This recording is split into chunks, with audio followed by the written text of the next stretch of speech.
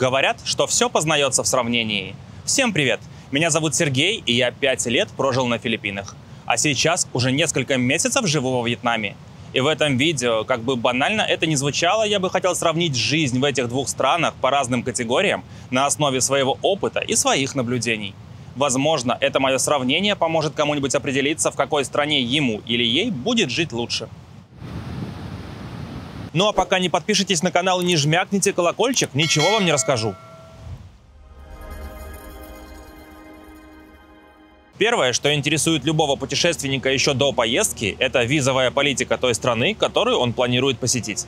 Жители России и ряда других стран могут оставаться на территории Филиппин по туристической визе вплоть до 3 лет, не выезжая из страны. Нужно лишь раз в 2 месяца посещать офис иммиграции для продления визы. Во Вьетнаме все чуть сложнее. Если не вдаваться в подробности, то каждые 45 дней нужно делать визаран. На автобусе нужно ездить в Лаос и, не задерживаясь там, возвращаться обратно. Таким образом, обновляя визу на следующие 45 дней. Я так катался уже дважды, и пока что меня это не особо напрягает. Более подробно про визы и визараны я рассказывал в своем фильме о переезде во Вьетнам. Если еще не смотрели, советую ознакомиться. По категории виза однозначным победителем будут Филиппины. А вот по этой категории уже достаточно сложно делать какое-либо сравнение. Природа каждой из этих стран по-своему уникальна. Природу Вьетнама я пока, к сожалению, видел не так уж и много. Тут в Дананге хоть и длинный песчаный пляж, но он вполне обычный. Море хоть вроде бы и чистое, но оно такое немного зеленоватое и немного мутное. Да и горы меня тут не особо пока что впечатлили. Но в интернете я видел просто ошеломляющие пейзажи Вьетнама. Горы и карстовые образования совершенно не похожи на те, что я видел на Филиппинах, и напоминают пейзажи планеты Пандора. Надеюсь, уже скоро мне удастся взглянуть на них лично. Ну а пока природа Филиппин украла мое сердечко и крепко держит. Архипелаг из 7000 островов, и лишь несколько из них на слуху у туристов. А при этом буквально на каждом из них можно найти что-то интересное и красивое. Например, на одном из островов может быть пляж с молочно-белым песком, на другом с красным, а на третьем вообще с черным. Природа Филиппин определенно зайдет тем путешественникам, которые любят самостоятельно исследовать нетуристические тропы и каждый раз открывать что-то новое. А также Филиппины привлекают любителей дайвинга и снорклинга из-за потрясающей красоты коралловых рифов и морской живности вокруг них. Поэтому хоть и немного авансом, но свой балл я отдаю Филиппинам. Климат во Вьетнаме и на Филиппинах тоже отличается. Филиппины расположены достаточно близко к экватору, и климат там по большей части тропический. Перепады температур в течение года несущественные и колеблются от 26 до 33 градусов. Условно выделяют 2 сезона – сухой сезон и сезон дождей, но на практике между ними разница невелика. В сезон дождей чаще идет дождик, чаще вероятность тайфунов и так называемых тропических депрессий. Но чтобы дождь стеной лил неделю, такого нет. Обычно он ночью за часик выльется и все. А в самые жаркие месяцы, это примерно с марта по июнь, температура днем поднимается до 33 градусов, а дождик становится совсем редким гостем. С Вьетнамом все чуточку сложнее. Если на юге страны климат тоже тропический и мало чем отличается от филиппинского, то уже на севере больше субтропический, и зимой там бывает достаточно прохладно. Говорят, кое-где в горах даже может пойти снег. Дананг находится ровно посередине страны. Сюда я приехал летом, и температура днем доходила до 37 градусов. Было ощутимо жарче и душнее, чем на Филиппинах. Я из души не вылазил, а вентилятор молотил 24/7. А где-то в середине сентября такое ощущение, что кто-то переключил тумблер на сезон дождей, и пошел дождь, который, по сути, не прекращался на протяжении 2 месяцев. Я увидел всевозможные виды дождя. Сильный и слабый, морось и ливень. Слева направо, справа налево, снизу вверх, сверху вниз. Только тут я понял значение словосочетания «сезон дождей». Температура днем опустилась до 25-26 градусов, а ночью могла упасть до 20. Стало ощутимо прохладно, я выключил вентилятор, а ночью стал укутываться в теплое одеяло. А уже где-то в середине ноября закончился и дождь, и на улице стало невероятно комфортно. И если на юге страны в Хошимине температура даже ночью оставалась 28 градусов, то в это же самое время в центральной части страны, в Дананге, было примерно 23. а на севере, в Ханое, могла опускаться даже до 16. По этой категории я свой балл отдаю Вьетнаму за возможность выбирать более подходящий для себя климат. Если хотите жить в теплом тропическом климате, тогда вам на юг. А если не хотите потеть полгода и зимой носить куртку, тогда вам на север.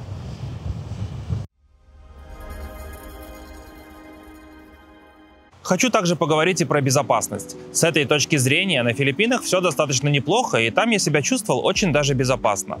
При соблюдении элементарных правил осторожности все будет хорошо. Как реальный пример, забытую барсетку, полную денег, документов и карточек, местные люди находили и возвращали владельцу. А вот во Вьетнаме не все так радужно с этим вопросом. Вьетнамцы те еще воришки и тащат все, что не приколочено. А то, что приколочено, отколотят и утащат. Еще перед поездкой во Вьетнам я насмотрелся кучу роликов о том, как у кого-то вырвали сумку, угнали мотобайк, сперли вещи на пляже или залезли в квартиру. Поэтому, посещая Вьетнам, держите в голове 4 простых правила. Не ковыряйтесь в телефоне, не носите сумку через плечо и не одевайте рюкзак на одну лямку, идя вдоль дороги. Проезжающий мимо байкер может запросто вырвать ваш телефон или сумку, глазом не успеете моргнуть. Не оставляйте байк ночью на улице. Загоняйте его либо в дом, либо на закрытую придомовую территорию. Обычно вьетнамцы загоняют байк на первый этаж своего же дома. Идя на пляж, не берите с собой телефон и бумажник, либо попросите кого-то из знакомых присмотреть за вашими вещами, пока вы купаетесь. Уходя из дома, не забывайте закрывать окна и двери, даже если живете не на первом этаже. Справедливости ради хочу отметить, что в основном случаи кражи наблюдаются либо в больших городах типа Хошимин, либо в туристических типа Ничанг. Тут в Дананге все более-менее спокойно, но нет-нет, да и проскальзывают сообщения в чате о том, что у кого-то угнали мотобайк или сперли сумку. Поэтому в этой категории однозначным победителем будут Филиппины. Ну а в этой категории побеждает Вьетнам без всяких «если». Вьетнам заметно дальше Филиппин в уровне цивилизации, сервиса и прогресса. Тут все работает как надо. Тут нет никаких рандомных отключений электроэнергии без видимых на то причин. Тут хороший стабильный интернет, хорошая мобильная связь. Отлично работают все приложения по заказу такси, еды, билетов и прочее. Открываешь телефон, нажимаешь кнопку, и уже через 3 минуты ты едешь в такси. Заказываешь еду, и уже через 15 минут ее привозят. Если что-то сломалось, вызываешь мастера, и он у тебя будет уже через 20 минут. Тут все продумано, даже в мелочах. Например, после Филиппин тут во Вьетнаме меня удивила даже такая мелочь, как сквозной выключатель в квартире. В коридоре включил свет, возле кровати выключил. И вот таких каких-то удобных мелочей полным-полно. Вот не зря говорят, что дьявол кроется в деталях. На Филиппинах же до таких чудес при строительстве вряд ли додумаются. Филиппинцы вообще все стараются делать не по уму, а по-филиппински. А синоним слова по-филиппински – через жопу. У этих двух слов примерно одинаковый смысл. Там постоянно что-то не работает, постоянно чего-то нет в наличии. Например, приходишь в кафешку, заказываешь блюдо, официант принимает заказ и уходит. Через 15 минут возвращается с новостями. «Ой, извините, сэр, а этого блюда сегодня нет в наличии».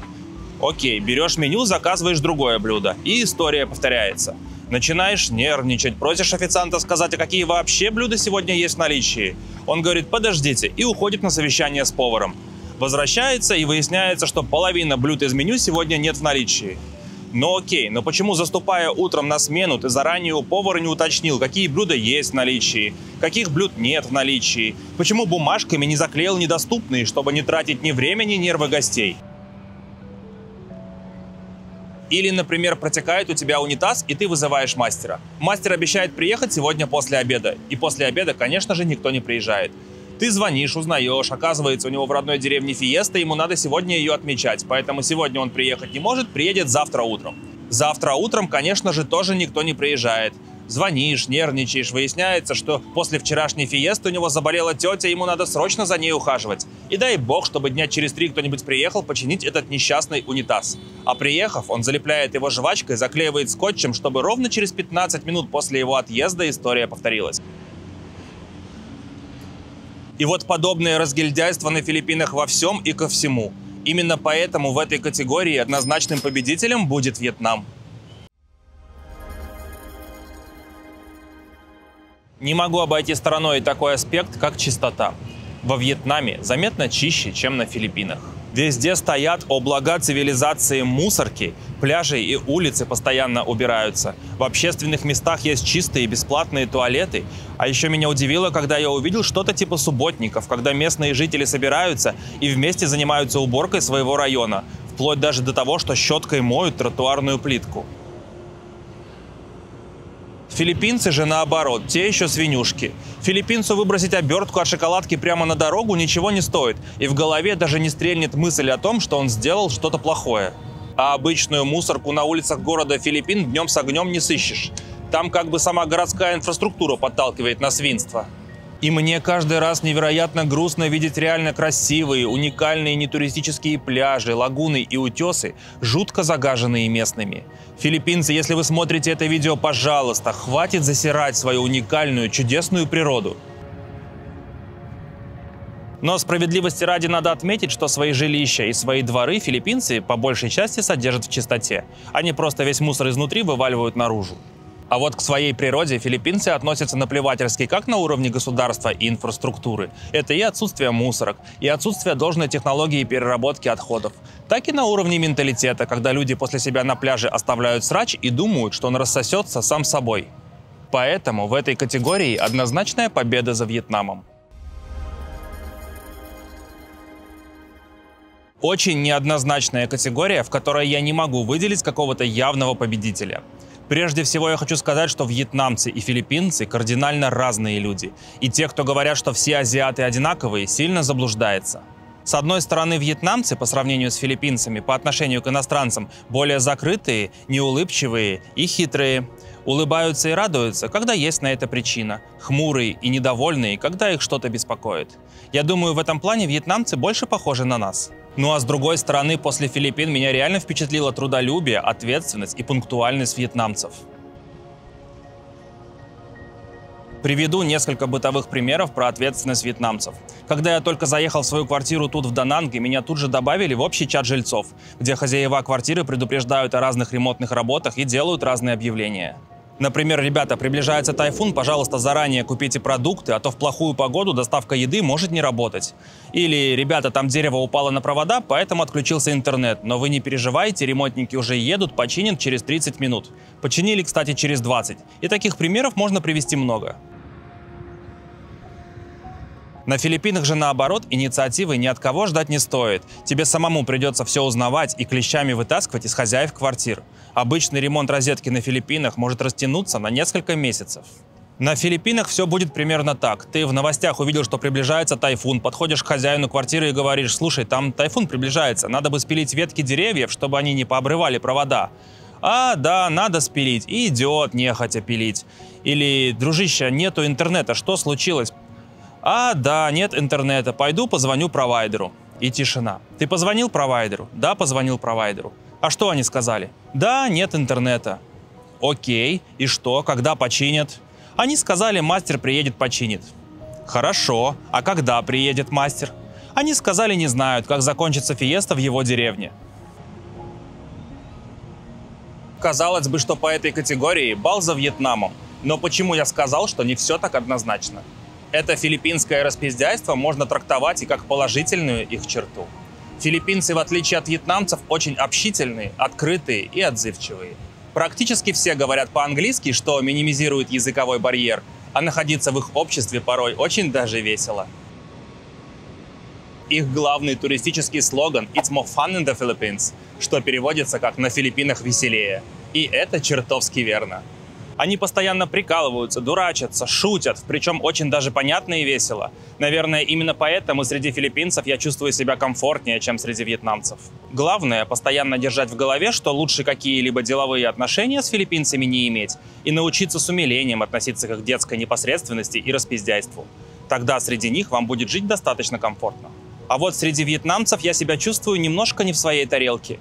Мне кажется, тут даже нрав собакинов отличается. На Филиппинах я сразу задружился со всеми соседскими собаками. Они меня тут же приняли в стаю, мы вместе бегали по пляжу и ссали на пальмы. А тут во Вьетнаме соседская мохнатая исчадие ада каждый раз норовит меня сожрать, когда я прохожу мимо, несмотря на то, что я живу в этой квартире уже несколько месяцев. В общем, я считаю, что по этой категории ничья. Филиппинцы и вьетнамцы абсолютно разные люди, и проводить какие-либо сравнения некорректно. Приехав во Вьетнам, я просто влюбился в культуру Вьетнама. Все эти храмы, пагоды, статуи Будды, традиции и обряды, национальная одежда и еда – все это в совокупности произвело на меня очень сильное впечатление. Вьетнамцы чтят свою глубокую, древнюю культуру, несмотря ни на колонизацию в прошлом, ни на войны, ни на влияние Запада. И это видно на каждом шагу. А вот на Филиппинах с собственной культурой все очень даже печально. Колонизация не то что вытоптала, а я бы даже сказал, выгребла экскаватором всю филиппинскую племенную культуру. Что-то там где-то осталось от нее, какие-то рудименты в виде иногда проходящих фестивалей в традиционных одеяниях, мифах и привычках. Но в целом на островах культура Кока-Колы восторжествовала. Никто на Филиппинах не будет носить эти фестивальные одеяния в повседневной жизни. Я иногда залипаю на форумах иностранных экспатов, где в основном собираются американские дедушки и хвастаются друг перед другом своими молодыми филиппинскими женами. И там однажды кто-то создал тему с вопросом: а что вас больше всего шокировало, когда вы переехали жить на Филиппины? Но я по приколу ответил, что меня больше всего шокировало, увидев, как филиппинцы едят руками, закинув локти на стол, громко чавкая и рыгая при этом. Что, собственно, они и делают. Тут же добрые филиппинцы мне набросали хейта, типа: «Эй, чувак, ты не понимаешь, это наша культура». За такую культуру за столом меня мама в детстве могла огреть ложкой по лбу. То, что на Филиппинах называют культурой, у нас почему-то считается наоборот, бескультурщиной. Поэтому по категории культура однозначно побеждает Вьетнам. Тут во Вьетнаме определенно больше возможностей для экспатов устроиться на работу и заняться бизнесом, чем на Филиппинах. Тут востребованы иностранные квалифицированные специалисты в таких отраслях, как IT, энергетика, строительство и финансовая отрасль.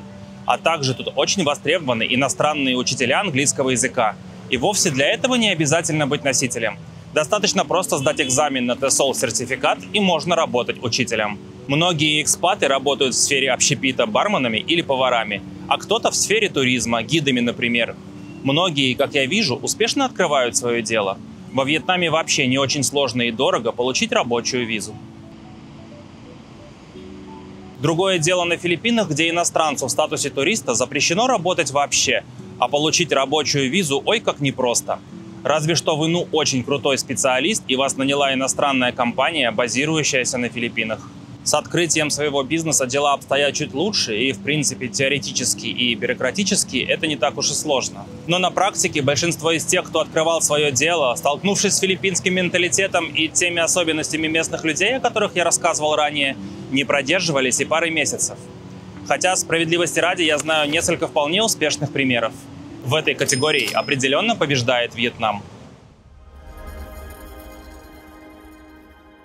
Если вы думаете, что на Филиппинах можно жить за 3 копейки, то вы сильно ошибаетесь. Может быть, лет 5 назад оно так и было. А сейчас, как бы иронично это ни звучало, Филиппины стали одной из самых дорогих стран Юго-Восточной Азии. А баланс цены и качества явно не соответствует здравому смыслу. Нормальное жилье дешевле $400 днем с огнем не сыщешь. При этом такое же по качеству, а скорее всего даже и лучше, во Вьетнаме будет стоить от 200. А овощи и фрукты во Вьетнаме раза в 3 дешевле, чем на Филиппинах. Вообще, ценообразование на Филиппинах – это что-то за пределами логики и здравого смысла. Цена на продукты на рынке может зависеть от времени года, от настроения продавца, от острова, от погоды, от цвета кожи покупателя. Я помню, как однажды обычный лук подскочил аж до $20 за килограмм. Мне такие цены до сих пор в кошмарах снятся. А вот во Вьетнаме цены заметно приятнее. А помимо цен тут значительно шире разнообразие продуктов и их качество. В этой категории однозначным победителем будет Вьетнам.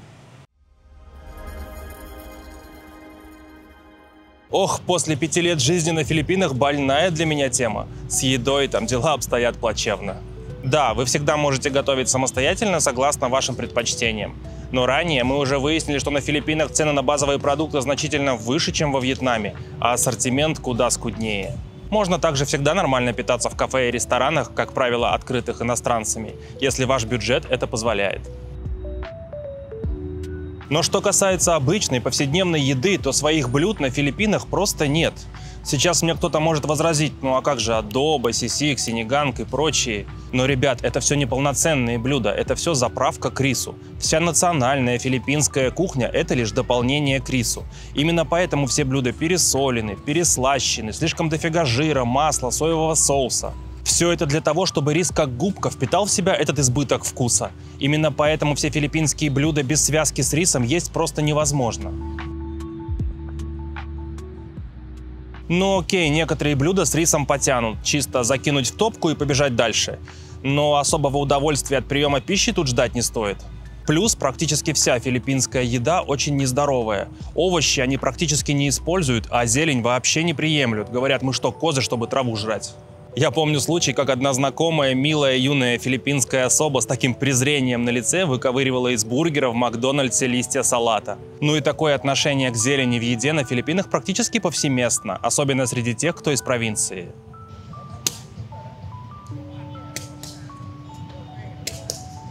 А вот во Вьетнаме кухня полезная, вкусная, доступная и разнообразная.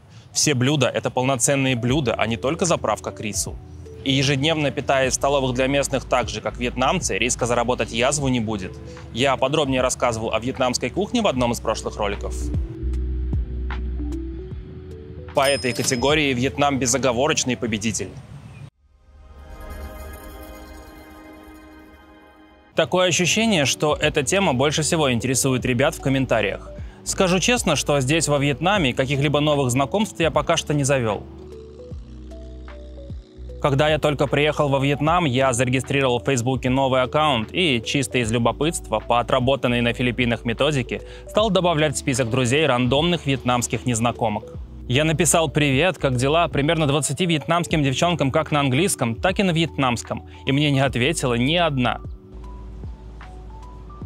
Я было подумал, что из-за того, что новый аккаунт, мои сообщения улетают в спам, а поэтому для проверки написал нескольким рандомным филиппинкам. Но нет, те сразу ответили «Привет, привет, как дела? Ты покушал, не покушал?» Все как обычно. То, что работает на Филиппинах, тут во Вьетнаме не работает. Затем я зарегистрировался в приложении для знакомств Badoo. Первый раз в своей жизни, кстати, никогда раньше им не пользовался. Тут уже местные вьетнамские барышни были более сговорчивы. Сразу же предложили мне продажной любви или посетить бар, где они работают. На этом, собственно, мои попытки подружиться с вьетнамскими барышнями закончились, я увлекся своей депрессией, тут засел дома за работу и об этом больше как-то не думал. Но по своим наблюдениям могу сказать, что вьетнамские девушки не смотрят щенячьими глазами на проходящих мимо иностранцев и особого трепета перед форинерами не испытывают. Возможно, роль еще играет сильный языковой и культурный барьер. Но тем не менее, интернациональные парочки нет-нет, да и мелькают на улицах. Не повально, но есть. Да и видно, что ребята без сильной разницы в возрасте и на одной волне. Без явных склонностей к геронтофилии со стороны вьетнамок, в отличие от филиппинских барышень. Я тут встретил подписчика, который до этого полгода прожил на Филиппинах и встречался с филиппинкой, а сейчас переехал в Дананг и встречается с вьетнамской девушкой. И с его слов, отношения с вьетнамкой ему нравятся гораздо больше отношений с филиппинкой. Вьетнамские девушки, они более серьезные и более традиционные, и так легко к вам в койку не прыгнут, в отличие от филиппинок. Знаете, как отличить приличную филиппинку от неприличной? Неприличная филиппинка прыгнет к вам в койку на первом же свидании, а вот приличная только на втором. Даже внешне вьетнамские и филиппинские девушки сильно отличаются. Вьетнамки, они такие более милые, женственные, грациозные, одеваются более скромно, эдакие анимешные няшечки, вот прям типичные азиаточки. Тут во Вьетнаме достаточно сильно развита бьюти-индустрия и салоны с доступными бьюти-процедурами на каждом шагу. Поэтому вьетнамочки, они такие более ухоженные, без лишних волосиков на лице и теле, с хорошей кожей. Филиппинки же совсем другие, прикалываются, очень легко идут на контакт, кривляются, дурачатся. Эдакие простушки-хохотушки. Филиппинки же одеваются более открыто и откровенно и просто обожают короткие джинсовые шортики. Да и вообще от них веет какой-то первобытной, дикой сексуальностью. Даже не знаю, как это объяснить, но у филиппинок сильная сексуальная энергетика. Ну и тут я должен отдать свой балл, и все-таки хоть и немножко авансом, я отдам его филиппинкам. Мой топ, мои правила.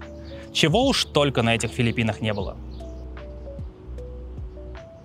А вы бы какую из этих двух стран предпочли бы для переезда? Расскажите в комментариях, мне на самом деле очень интересно. Благодарю, что досмотрели это видео до конца, всем спасибо и всем мира.